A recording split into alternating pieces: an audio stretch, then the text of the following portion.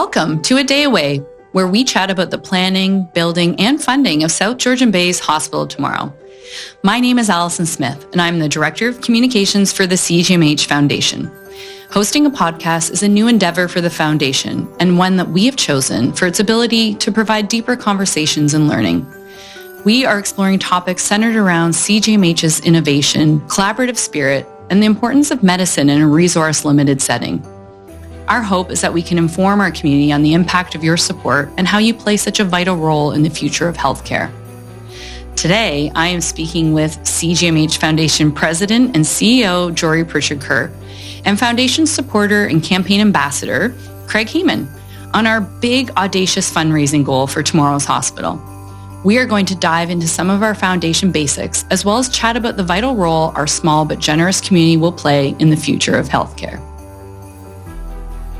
Jory has led the CGMH Foundation since 1988 and sits as a member of the CGMH Senior Leadership Team.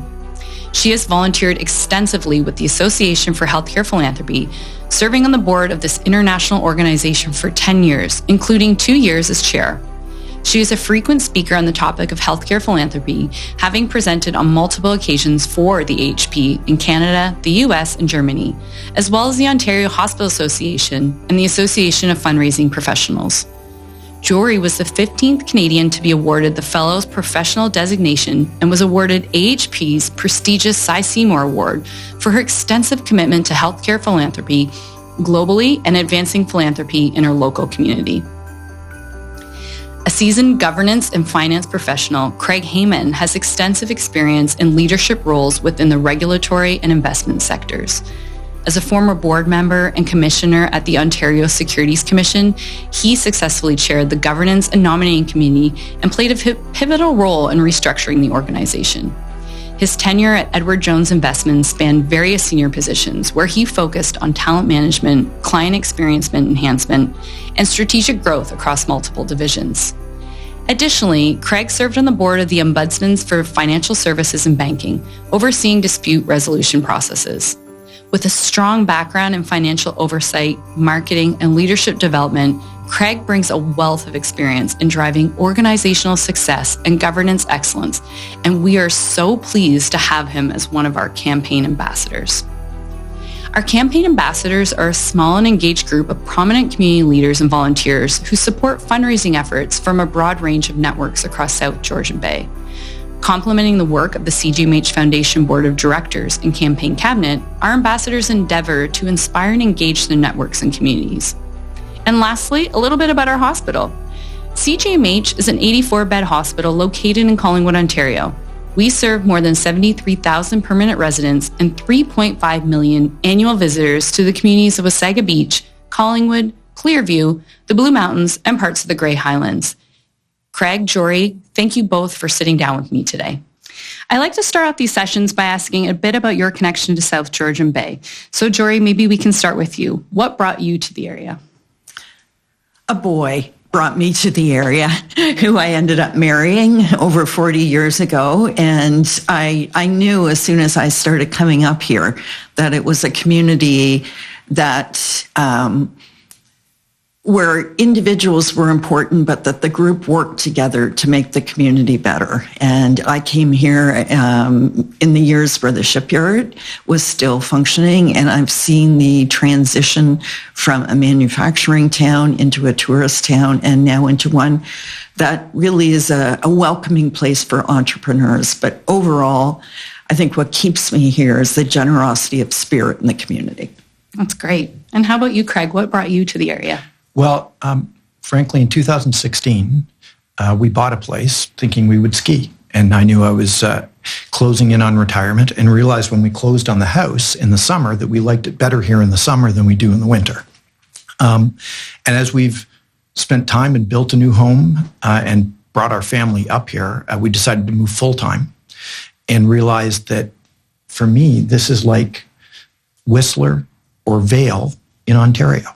It's a world-class destination for four-season lifestyle, and everything that's great about a smaller town and having the outreach to Toronto if need be. Mm-hmm. Yeah, it's pretty special and unique. I feel with my role in communications, sometimes I'm trying to define what South Georgian Bay is, and it's really hard to because it is so unique and special and such a proud place to call home.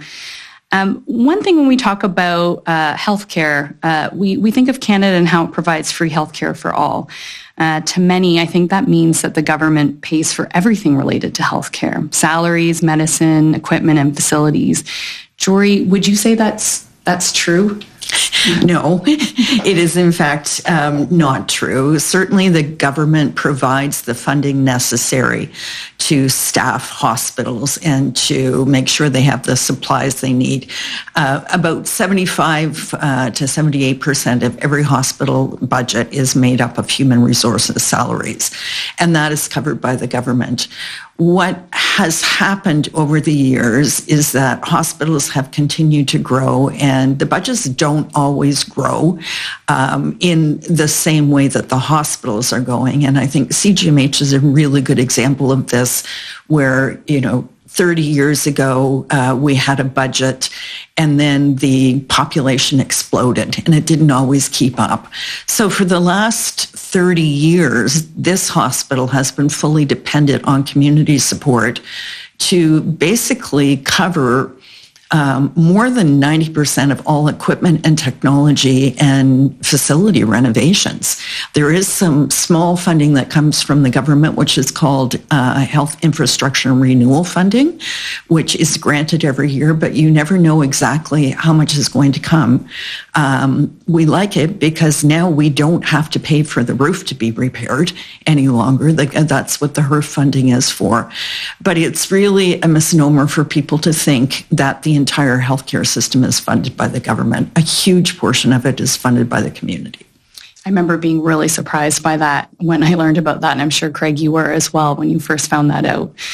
Absolutely. And in fact, we hosted an event at our house a year ago and brought friends from our golf course together to talk about the hospital. And I was amazed at they were just like I was a few years prior, not understanding that we all pay for healthcare. We thought it was through taxes only, but it's not. It's about coming together as a community. Yeah, and we say time and time again how fortunate we are to have such a generous community that really understands the need and steps up to support. Jory, how does the hospital administration determine what equipment gets funded? Is it just we just fund everything that's needed, or what is that process like? No, it's really a grassroots process that starts at the department level, where the staff within the department, the leadership in the department, and importantly, the physicians who work in the department get together to determine what investments in capital that they need for the coming year. And then all of those departments, I don't want to say wish lists because they're not wish lists. In a lot of cases, it's something that's absolutely critical that it has come to the end of its life. In other cases, it's brand new technology that we're the first, in the province or in Canada to have. But all of those are put together, and the foundation is able to say to the hospital with certainty in advance how much money we can fund.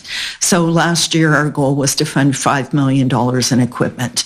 And so the teams get together, represented by the manager in each department, and we talk about as a group what are the most important pieces to purchase in this year.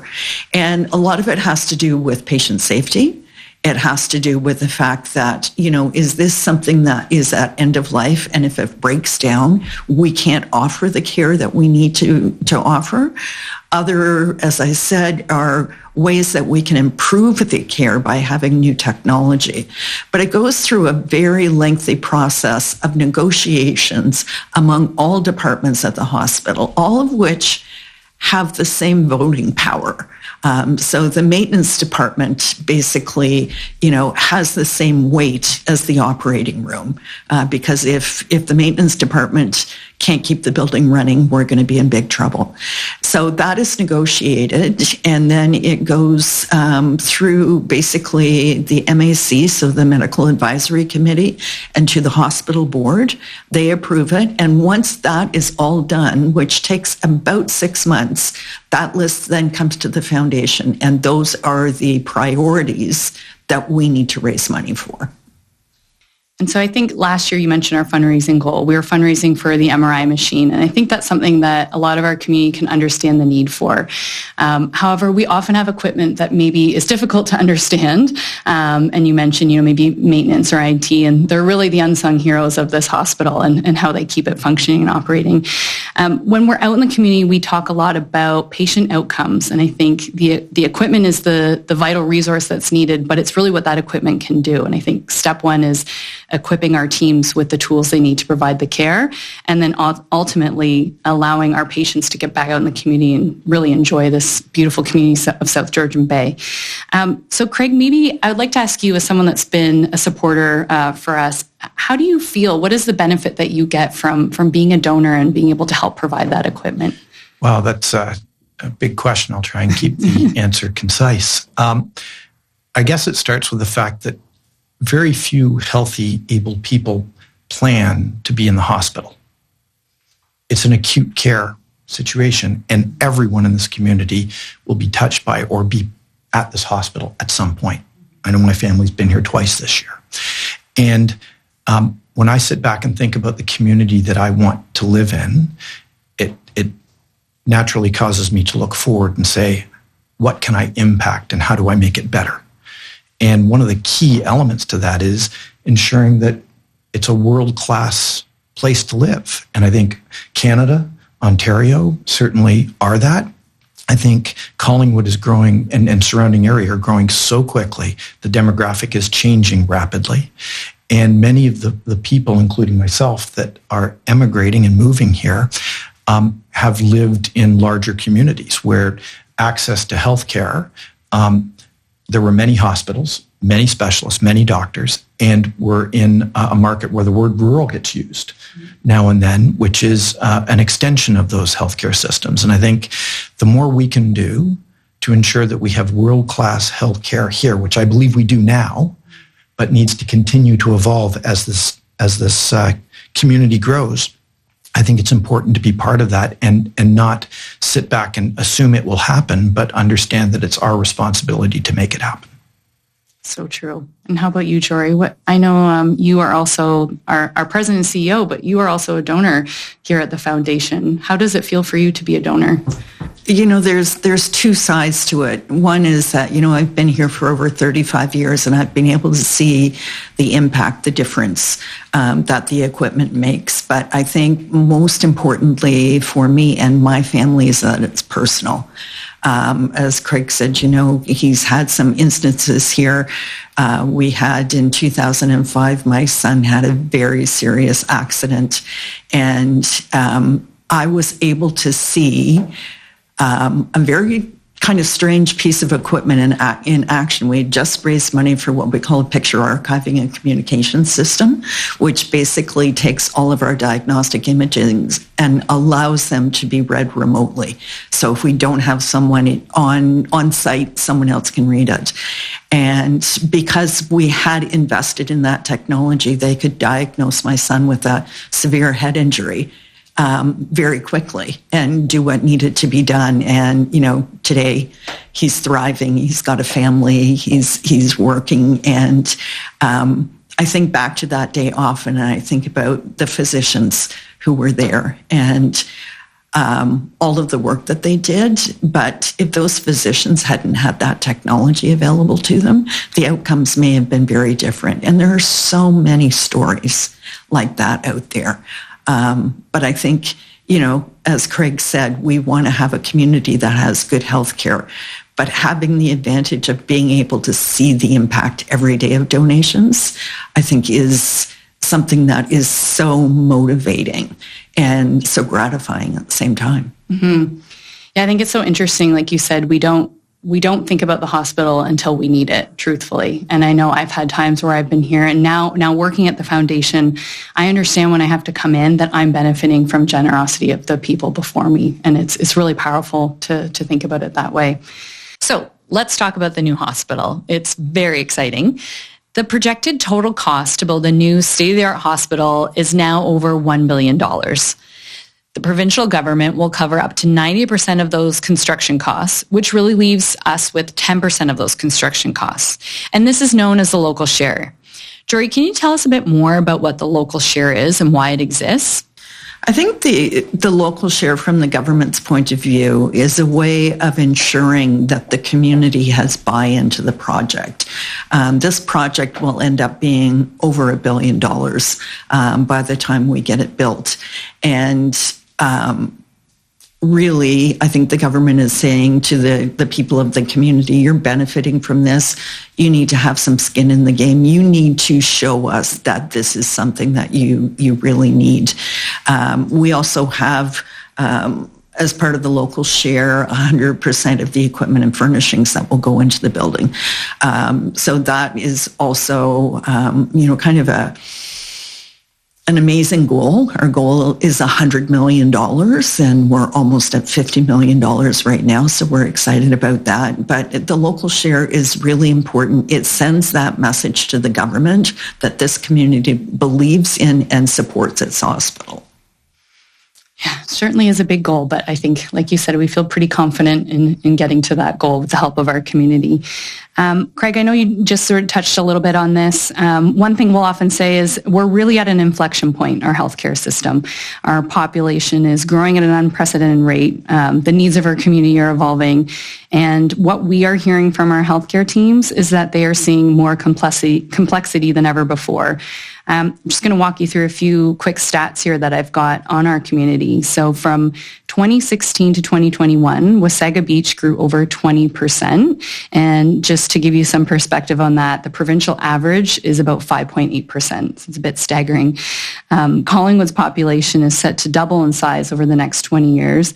And the Blue Mountains is the 5th fastest growing community in Canada. How do you think that is impacting the care we receive now and into the future? I don't know, Craig, if you want to touch upon that. Sure. Thanks for the question. Mm-hmm. Well, one, not even relate to healthcare more broadly. Mm-hmm. We have a shortage of family doctors, and that creates difficulty in people that move up here finding appropriate ongoing care. And I think the hospital, part of what I witnessed when my son was here, and frankly, the emergency department saved my son's life. He was diagnosed with he was prescribed the wrong medication for an ailment. And the fact that there was not just emergency medicine, but this hospital saw the need and put a general practitioner in the emergency department that was there to visit with patients. One, to me, is the hospital stepping up and realizing things are changing, and the healthcare system is stretched in this market, and we need to do what we can to solve that. And I think as I've got a chance to get to know the hospital staff and the foundation staff and tour the hospital, I see that kind of innovation happening all over. As a community member, I sit back and think, okay, what's the path? How do we improve? How do we grow? And a big part of that is the community coming together and saying, if we want to solve these problems and give the medical staff the tools that are needed, the facilities that are needed, and ultimately get the staffing that's required, the community needs to step up. Jory, you talked about the community share. I don't think it's about building a hospital. I love the new tagline, tomorrow is built today, because it's about constantly looking forward and funding what's on the horizon. And I think that to me has sort of become the aha moment for me, is that it's not about the next piece of equipment. It's not about the next building. It's about the fact that we constantly need to be improving and upgrading. And as you say, it's getting more complicated. Well, that means new equipment, new ways of diagnosing. And we don't want to be waiting to receive that stuff. We want to be in front of that. And that requires the work of the foundation being the focal point for the community and funding those needs. Mm-hmm. It's so true. I think we are always having to look forward, and sort of like what I said before about we benefit now from the generosity before. So we always have to be thinking towards the future and understand that sometimes we can get stuff immediately, and we're pretty nimble around here, which is nice to be able to take on equipment needs in that way. But really it is planning for the future, always evolving.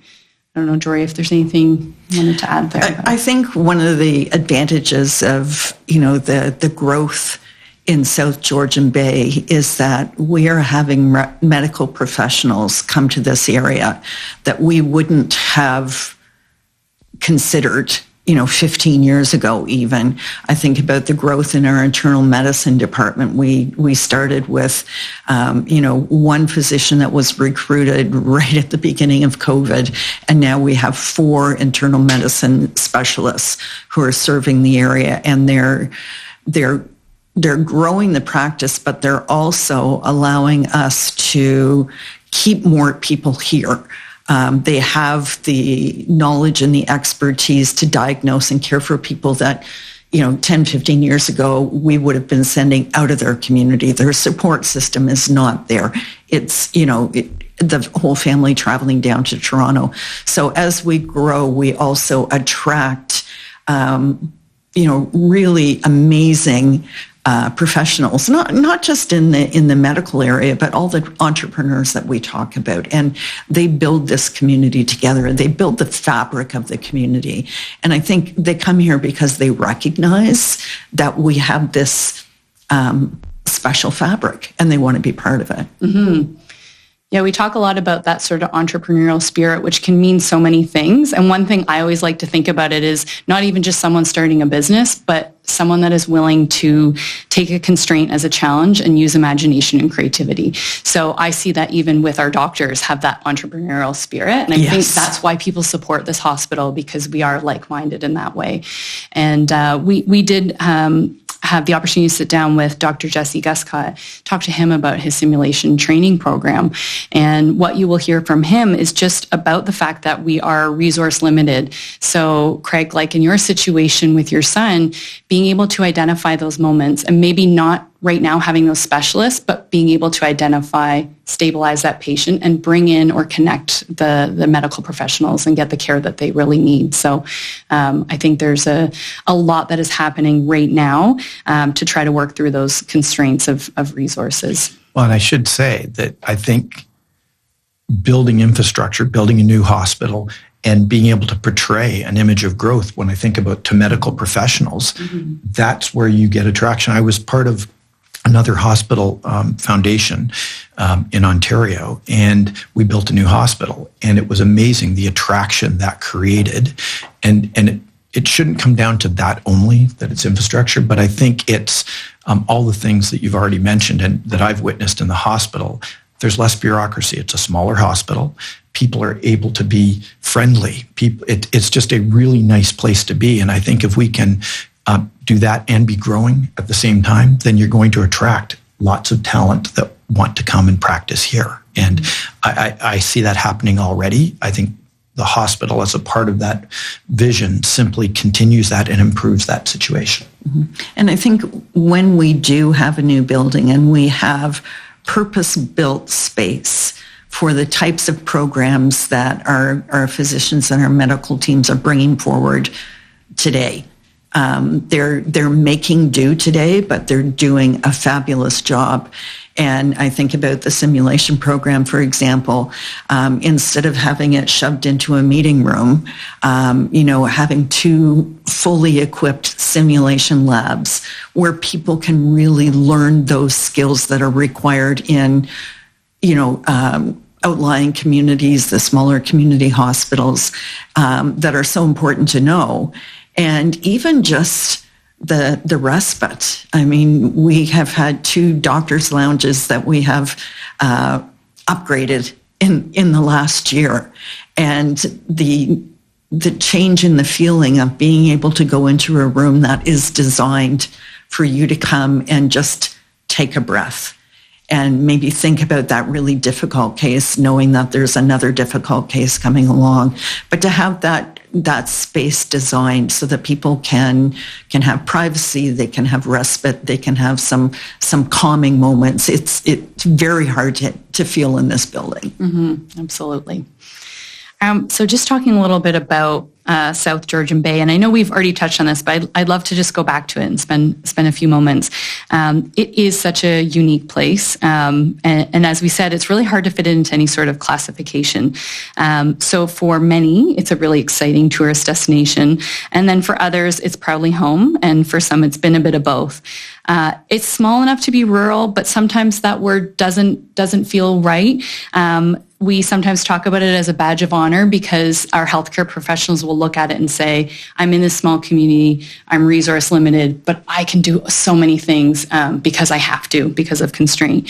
But really it offers this lifestyle, like you said, Craig, it really feels world-class. And it has such a rich history. It's ever-changing and evolving. And so whatever it is and however we choose to enjoy it, I think the one thing that really anchors us all together is this need for a new hospital. It's really our one shared thing out of anything in this community. No matter who you are, this is where you have to come, and it impacts all of us. So Jory, this is maybe a big question, but how do you see this community coming together to support this common goal, this big, audacious goal? We are already seeing the community come together.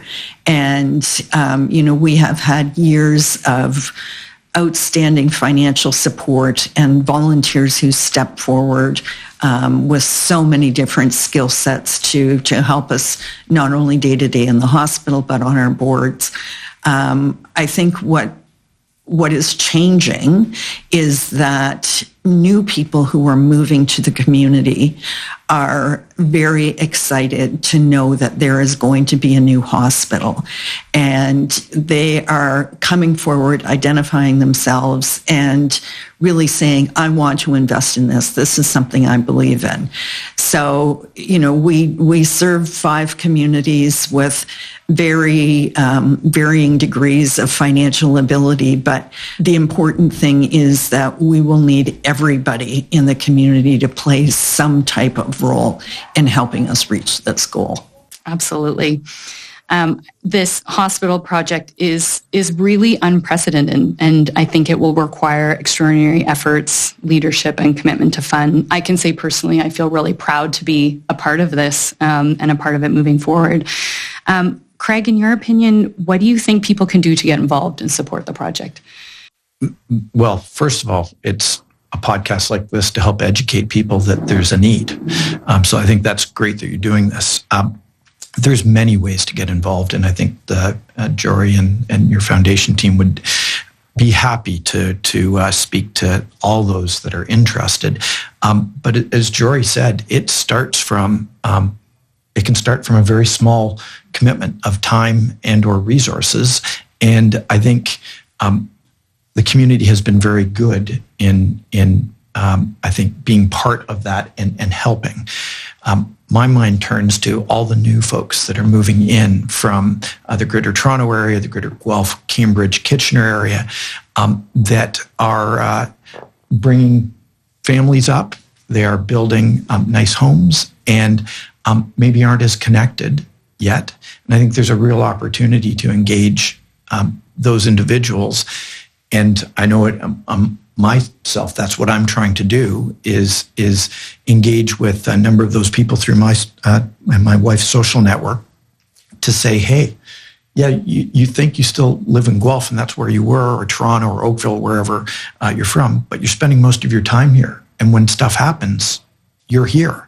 So we need to make sure we're committed to here. And I think as someone who wasn't raised or born and raised here, I guess my perspective is mostly from that lens, but I see lots of opportunity for the hospital foundation. And when you say it's a big, audacious goal, I don't think it's a big, audacious goal. I think it's an important goal, and one that we need to position with people that is an evergreen goal. It's $100 million to get to the hospital being built, but then it's the funding that follows after that to continue to ensure that we have the right equipment and capabilities. And I think it's really tying people to say whatever you can do, whether it be hosting an event, whether it be making a monthly contribution, whether it be asking how you can volunteer.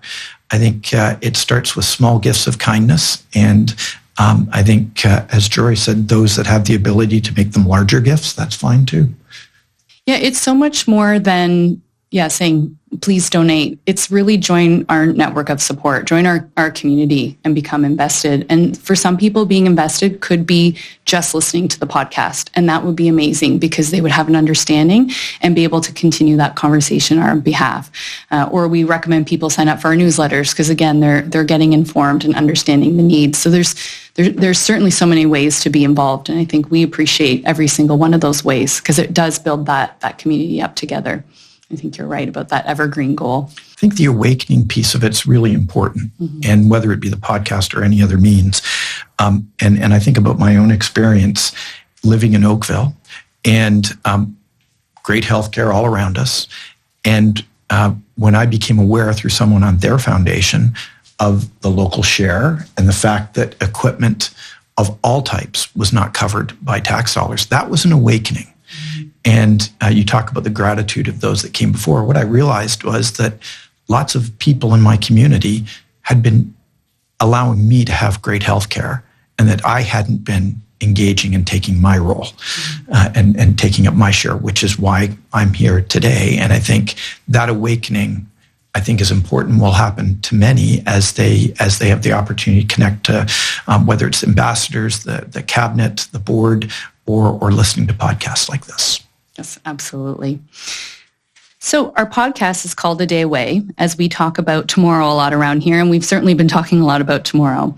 As a foundation, our work is always future planning and forward thinking to ensure we can provide and care for generations to come. Today, our community benefits from the generosity of those that gave before us.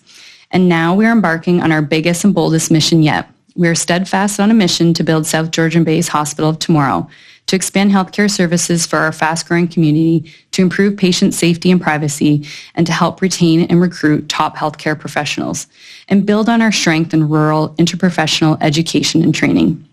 Thank you, Craig, and thank you, Jory, for sitting down with me today to chat about the future of healthcare and how it will impact our community of support.